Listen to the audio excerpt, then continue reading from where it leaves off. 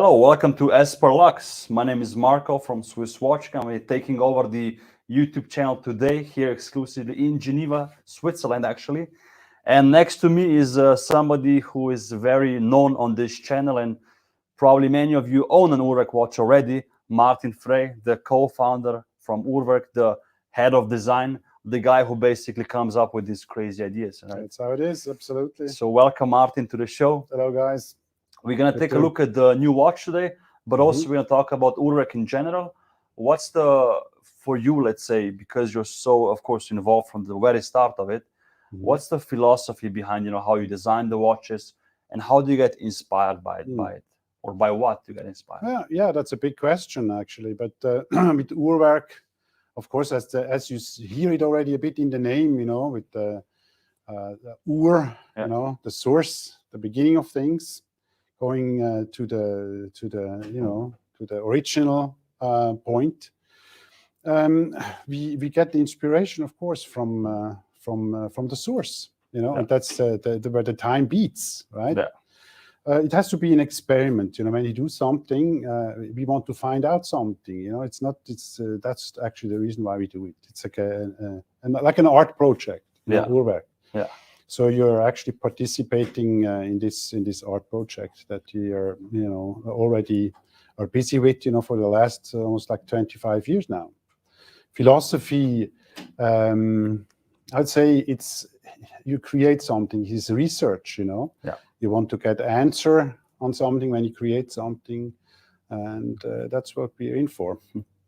And you also travel extensively, right? You get inspired probably by architecture. I mean, you went through the proper schooling process about everything, right? It's that, as an artist, you're interested in the world, in what surrounds you, and you look at the world, and you want to, already when you look at it, actually you picture it, you look at it precisely in your mind, and this is this curiosity, towards the world. And it doesn't matter what it is, you're like a curious mind, wandering around, looking around, seeing things, concepts, and so, I mean, that's what it is. You find your inspiration everywhere, and it's most of the times it happens without you forcing it. You see something and you think like, wow, that's interesting. Like everybody does it. But then you want to transform it as an artist. You have this idea, you see something, and then you want to create something with that, so that you make a comment on what you're seeing, on the world you're seeing. Awesome. So you probably see like a side of a building, and you're like, oh, this could be a nice case, huh? Or something. It can happen like this. It can happen, but you collect, these different ideas from many maybe different experiences. So it's not normally that you see, oh, that car, and then that's Boom. direct. So it can be much more, a combination of things. Right? And you somehow collect these ideas, and you keep it in mind, and then when the time is right, you find it again there. But it's true, sometimes when I, on a trip together with Felix, we would discuss about stuff, we would walk around, and funnily enough, you always find a model for what you want to think about, in the world around you. So it can actually happen that you walk and you all of a sudden end up in front of a house, and that house, that building, answers your questions, and you say, see, that's actually what I meant before, and we're going to do it like this. That happened. Awesome. It's strange, because you start to look at things, the way your mind is set, you start seeing things also then, according to your mind. It's not only the other way around. So, it's just like being inspired, I think your Instagram account is actually a nice maybe insight of how you might think. Because sometimes you post like a selection of photos, like a carousel, and I'm like, it's often photos I wouldn't dare publish, but I know in your head you have like this full picture, and you know exactly what you wanted. It's all clues, Yes, it's just clues. Okay. So if you're clever in reading those clues, you can figure out what we will do, the next watch. Absolutely. So guys, I do that also as a sport. Yeah. You take a lot of pictures, with your phone, I exactly bet, the way you're looking around. You somehow, when I'm on a trip, I don't have time to look at something properly. You have to rush from one place to the other, but then I still see something that I need to somehow, like as if I would carry around my sketchbook, and sometimes I also do that.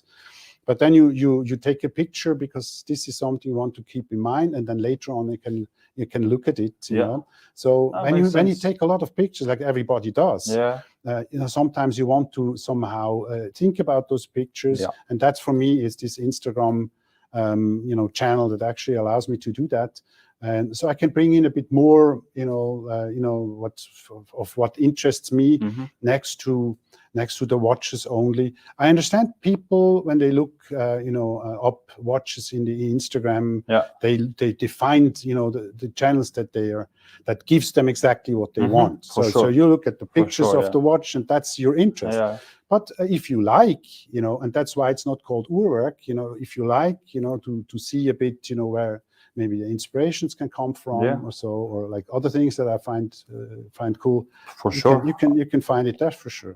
I definitely agree. Like, because when I'm looking into buying a watch, like, right, or if it's especially if it's independent, the more you know, the better. You know, if I know that, you know, this lug or this strap was designed because you were in Tokyo and you saw this while your wife was in there with you, I'm like, oh, nice. I first had to rescue her and exactly. pull her out on the hair. It's a cool story, you know. Also, if you but that's how that's how life goes, and it's really true. I mean, when you do an experiment like this, when you create something, of course it has to do with your life, and that's also when I create a watch, like we do that together as URWERK, you know, then it encapsulates the time where we did it, you know. So every watch then becomes that, you know, symbol for it in a way also for me. And when I look at the watch, I know, you know, what we were doing, how time was at that time. So it's kind of keeping it, and that's how you then look back also on your own history. Nice. To a certain degree, you can somehow encapsulate, you know, that mood, you know, and bring it in as well. So it's also interesting for me, of course, not only. So basically, when you see a watch, you get reminded of something from your life. Absolutely, that's it. It has to be connected to your life. In fact, I think awesome. So listen, people have been asking what's on the wrist here when we showed them already. This is something you've been wearing for a long time, right? This is like your go-to piece. Yes, I like it a lot, and I wear it, you know, on a daily basis. And also my son already got a hold on it. So that also left some tracks on it, I have to say. No, but yes, I mean, we want to make watches that you can wear. You know, it's of course they're you know, they're expensive you know, pieces. They're art pieces. They're watchmaking art pieces. But you know, they should be wearable. They should be you know, doing the job that a watch has to do. Of course. But they can look different. They can do it differently. And when you're asking me about the philosophy of URWERK, it's also to be in this position where we can be the avant-garde, you know, in that whole field. That's at least what we tried. It's a task or a challenge that we put up, that we are there and we stay there, because the concept of modernity in this sense is to stay always in this position, because you need to react on the moment, right? And your influence or your inspiration has to come from that very moment you're in. So you take in as much as you can, and you express it, and that's why you have to do again a watch after a while, you know, to somehow again look, you know, what you experienced in the meantime, and you express that again. Oh, it's cool, good to hear, you know, behind the scenes, basically how you think about these watches. That's the way it goes. Sometimes, like some brands, right, they get a design proposal and then they make it, right? They find there's different ways to do it. There's different ways to do it. There's like, you know, can say there's like recipes, you know, you can also read it in a book. How do we do it, you know? But you can also do it your own way. There's a good question we just got. What motivated you to make your first watch, basically, or your origin story into watchmaking? Of course, I find time something interesting. And I started as a you know, artist, studied art, and I was always, you know, drawn to this strange thing, time. It's something important for us human beings, and also probably part of it is you know, how I grew up, you know, with my father as an engineer in basic research. He always confronted us with these crazy ideas, you know, and time is like one of the things that the physicists are trying to figure out. So it is from the beginning, it's something strange. It's like, what is it, you know? So it's a puzzle. It's something that can make you think. You can't affect it. And with the watches, you know, that strange thing, that strange good runs through it. True. So we measure this, and we need to know what we measure. At least that's a question. So I was busy with thoughts like this, and in my artwork at the time, when I met Felix and Thomas, the brothers watchmakers, I had this, ideas and concepts spinning, and so we had a reason to talk, because I noticed my artist friend Christoph Draeger. We had this artist group, United Swiss Artists together, USA, and we had some concepts, and he brought along his cousins, the watchmakers, and I would then say, wow, okay, let me see what these people are a bit different. Yes. They have a very clear mind, they think about things differently. It's always interesting. And so we started talking about time, watchmakers, they must know more about it. Yeah. And so we got into this kind of like exchange that's continuing till now. Awesome. Wow, amazing. Another question we got maybe is, before we go to the next one, is this one. Are you planning to do any metal bracelets for the 105 or 100? As you can see, I'm a big fan of metal bracelets. Metal bracelets, for me, it somehow extends the watch around the wrist. It's the same material, and before you wear it, it's cold. So you kind of first have to heat it up, with your own temperature. Yeah. And it does that properly, so it has exactly the temperature that it needs to have. Yeah. And it's just it's a comfortable feel. I love it. Sure. But because we are a watch company that produces only 150 watches a year, so super exclusive and limited in this sense. If we have to develop a metal bracelet, it's a different thing than when another brand does it, who does a bigger different quantities, everything. Yes, absolutely. So already to do that was something extraordinary. So as you know, URWERK by now, we do the extraordinary things. Yeah. So we also want to do with a simple thing or an extraordinary thing as a metal bracelet. We want to do the extra, but it's also cool because you have specific models who just come with a bracelet, and it's also nice for collectors, right? Yes, because you don't mix and match and all that stuff. So for a long time they told me with URWERK, forget it. This is too expensive to produce, and we can't do it, and so on. But we are thinking about it, of course, now also to do it, because we see that that is the demand, and it also, it just looks great. It's a cool thing. Plus, with the UR-100, it's a lighter, sportier version, slimmer. Absolutely, it will be perfect. I think as well. We are looking into that. And, okay, so it's a little sneak peek into his mind again. So everything. Today, actually, you're introducing a new watch at this event here. Yes. It's the one behind us, and also we have it here. You're talking about the UR-100. Yes. And in this specific case, first, of course, I have to say that it's great with this specific watch. That is for us quite a success, because it's entry level. It's a beautiful, sleek case where it's comfortable to wear. Less demanding than maybe other watches that we do, but it's also beautiful. We have the chance with it to discover this watch a bit better in different versions. So this is, of course, for the designer, it is a great job. We can discover it in different materials. We can play with different coatings. We did a really beautiful blue watch. We did the T-Rex with somehow the modern take of guillochage on it, so haptic. And again, here with this watch, so it has like these two different features that come with it. That's on one hand, it's the material, and of the material, I can talk a bit about its name, Electrum. There again, that's the name of the model. That's the name of the model, but also the name of actually the inspiration to the material, to the gold that we are using here.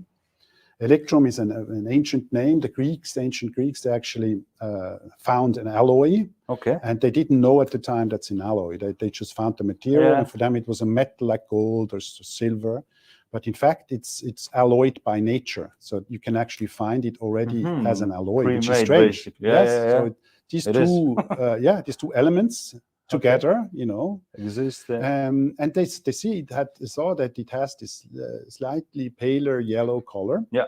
Okay. And they loved it, and they used it for coins and for all sorts of things. Even the Egyptians, they also used this. They called it azemon, a different name. But you have these names, and they are like poetic notions. There's a lot of history coming with it, and I like that. So I asked URWERK if it's possible to actually create a watch using this material. And we were doing this research, and we found out that it's not that easy with that material, because you have silver and gold alloyed, and you have somehow the effects of silver, which is oxidating. And so it's not that easy to do that. Yeah. So we had to find a material that is very close to the actual electron. Yeah. And we found an alloy that is like two metals merged together, gold and palladium. Okay. So, but the color-wise, it goes very, very close to the actual color of electron. No, but this watch is also a very successful collection, right? Absolutely. Every one that you made is basically sold out, more or less, right? We discovered the watch, as I said, you know, with every different material or you know, color or structure or texture. You know, the watch actually shows itself in a different light, and it's just great to somehow explore it. We get to know it, and I would love to actually do that with other models as well, but it's not as easy. Sometimes, if it's an incredibly complex piece, that is somehow more important. Here it is complex, but we have you know, the chance to somehow discover it in different materials for a bit longer. Beautiful. We did here this very beautiful, you know, circular grooves around the crystal glass. So we have always it's always important in a design, I think, to create tension. You know, you don't want to have it too harmonious. Yeah. So you need to somehow confront the different shapes with each other. I mean, it's just talking about design things, you know. Yeah. But anyway, if you want to explain that a bit, you have you know, the circular, the glass. And then you have the grooves around it that also circle, that extend somehow the inside. It's like you know, somehow that principle is extending on top of the case, but then it's cut by the corners, by the sharp edges. So you have the rectangular or the angular, you know, principle fighting a bit against the other one, the circular. So it's creating tension and makes it more interesting to look at. Plus superluminova. Superluminova, of course. Let's try to show it now. We used this already for a long time, superluminova, because it's I mean, it's just mad. It just goes perfect with URWERK watches. You remember you know, you have the ring, you know, of Lord of the Rings that all of a sudden starts to glow, you know, when it's activated. It's just mad that you can make the atoms shake, and that shaking of the atoms makes the light, you know, stay longer glowing. Wow. I was always fascinated by this, and that of course at some point they used radium there, you know, and that was dangerous. But now, of course, with superluminova, the effect it's much stronger, and yeah, it's just when you, like, let's say you drive in a car, in the sunlight, and then you drive into a tunnel. Ah, that's great. I love that. But that's basically the cool effect of it. Yeah, that's the whip out my phone and driving with my in a disco, you know. That's another good moment. Yes. No, it's cool, but it also has like a historical link there in some ways, because our time indication comes originally from you know, that Campanus clock from the 16th century, you know, where these Fratelli Campani, the Italian clockmakers and scientists, you know, in Italy, in Rome, where they created a night clock for the Pope. So that was the thing. That was a kind of like a little contest, and they won that contest, and actually the Pope got his cool clock that he could read at night. So he had, like, there was a little candle inside of the table clock, which then thing illuminated. Or... the cutout numbers, and so he would be able to read the time at night while he was reading his books or writing something, whatever. And so there is also a connection to the original inspiration piece, you know, the night clock. True. which you have in the Geneva office? We have one. Yeah. Actually, we were in Firenze, and we have talked to the curator of the Museum of Galilei, the Galilei Museum. Yeah. A really cool guy, Andrea, and he actually told us that there was another guy or other guys, you know, already before the Campanus brothers, you know, working with this specific time indication where the minutes, where the hours indicate the minutes, so to say. And yeah, so we are there also in a research to find out a bit more where the origins where are they? Can we it's get great one? to go to Italy, you know, Of course, if we can. Any excuse is good. Discover the history. There we go. Yes, good. We had a cool question, I think, as well here. My answer is no, but let's see what you say. It's not regarding this watch, but are you considering adding any new complication, chronograph, etc., to your watches? That's from Oda-sama, is a independent collector as well from Zurich. Yeah, we have that in a pot. We have an idea concerning a chronograph, but we have there the idea to you know, use it differently. But of course, I'm not going to tell you know how we will do that. You know, and it's not at the moment on the forefront of things.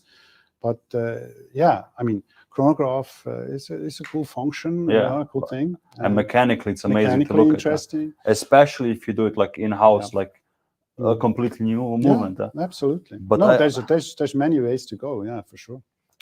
We also got this one. Yes. Now, which Asimov, which wasn't launched a long time ago, huh?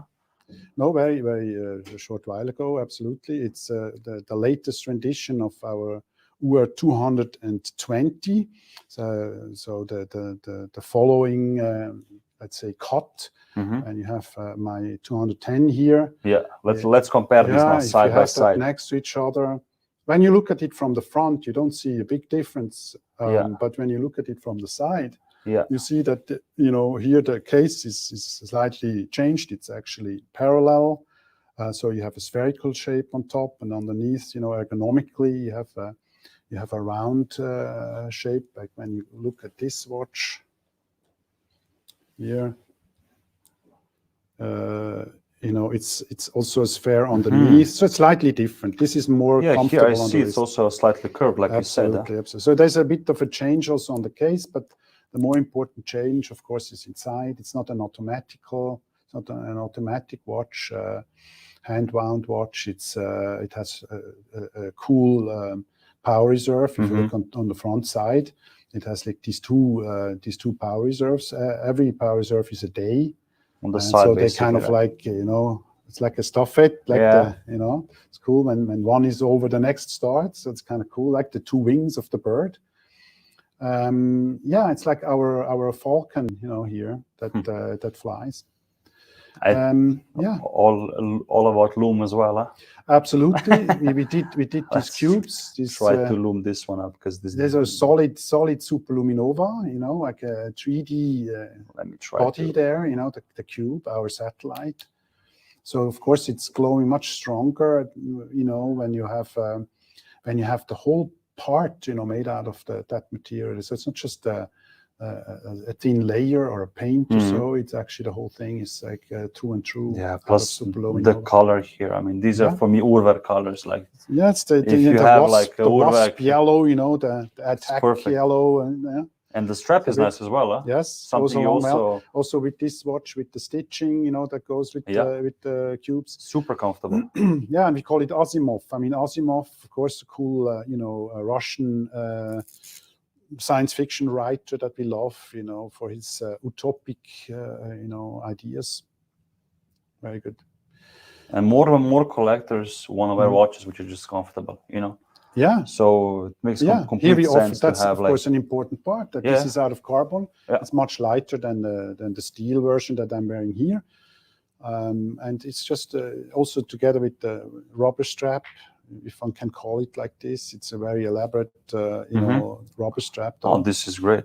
Like really, I have a similar strap, not this well built, but it's fun to wear because it's light. It does. You're not afraid to, you know, to break it or anything. So and here again, you know, it's interesting when you create a rubber strap, you can then think, you know, what can we do to somehow tickle out stuff out of that specific material that you didn't see before. You can give it, that's what I learned about it, you can give it different surface structure, and that will feel differently. You can have like a rubbery feel when it's flat, you know, but if you give it the textile structure, if you simulate the textile structure, it will feel like textile. Yeah. So we did the textile structure, but of course the shape of it with these overlapping parts is not something that you could do with textile. Yeah. So you use the rubber, you know, trick to create this overlapping structure. And on the other side, if you look on the back side, out of the same material, it's exactly the same material. See this darker part? Yeah. So this is not like a inlay or something. This is just exactly the same material, but it has again a different structure. You have a very fine velour-like and depth, huh? Yes, depth. Like fine hair. So it really depends on the resolution. Soft. Yeah, so you can simulate different materials, and that really then result in a different haptic. So see, if you look at how complicated this strap is, imagine making stainless steel bracelets. Huh? Absolutely, just wait for that. Just look what you do out of a normal strap. No, you have to make it worthwhile, you know. It's and these guys, when they come with the cool material and new ways of doing things, you have to challenge them a bit, and they usually love it. So the guys who made the strap, of course, whoa, you know, let's do it. They're happy if somebody likes their crazy ideas or wants to support it, of course. So Martin, listen, what's next for URWERK? Do you have something in the pipeline? Is something coming? Do you have something here we could see? That's clear. There's always something. Yes, in the pipeline. Huh? Yeah. We of course, as I said to you before, you know, you walk around, you see things, you know, you're always busy, you know, imagining new things. So there's like first something in the head, you know, that starts to take shape. And then at some point, you know, we start to, you know, combine concepts and, you know, talk about what should that watch that we have in mind, what should it be able to do, and things like that. Yeah. And sometimes it can go for quite a few years where we somehow carry these ideas along, and where we somehow start to combine it, and we merge one idea with the other, and so on and so forth. That's how the process goes. And then how to technically do it, and testing. It can take years. Yeah, but when you start, you know, 25 years ago, and you're constantly doing this, then you have always something brewing, you know. Yeah, of course. There's always something getting ready. I'm sure you got a lot of URWERKs in your head up there. You have always all the different, you know, aggregate stations, you know, at once. So a watch is finished, has to go, a one that's just newly, you know, built, that's getting ready, and at the same time, something that just takes shape in the mind. So you have always these different moments at the same time, you know, like different seasons, and you know, you're keeping that game going, you know. Wow, awesome. Martin, listen, thank you so much for your time. No, with pleasure. Thank you guys for also tuning in, asking all these questions for us.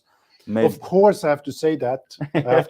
Please. I'm really missing, you know, the physical travel. You know, coming to US and to the US. You know, we had a great time last time I've been there in Boston. You know, we had it was a great dinner. Event, you know, and meeting the people, talking to a lot of interesting doctors there, as I recall it. Yeah, it was great. So I'm looking forward to you know, to being able to come back to meet the people in person. Awesome. So Chris, make sure to bring him to the restaurant. You know what I'm talking about. Yeah, he had an idea when we talked last time. You know, so I'm really looking forward to that as well. No, Chris always takes care of you if you come to Boston. So that's always good. For sure. So guys, listen, check out URWERK also on the website, social media accounts, YouTube channels.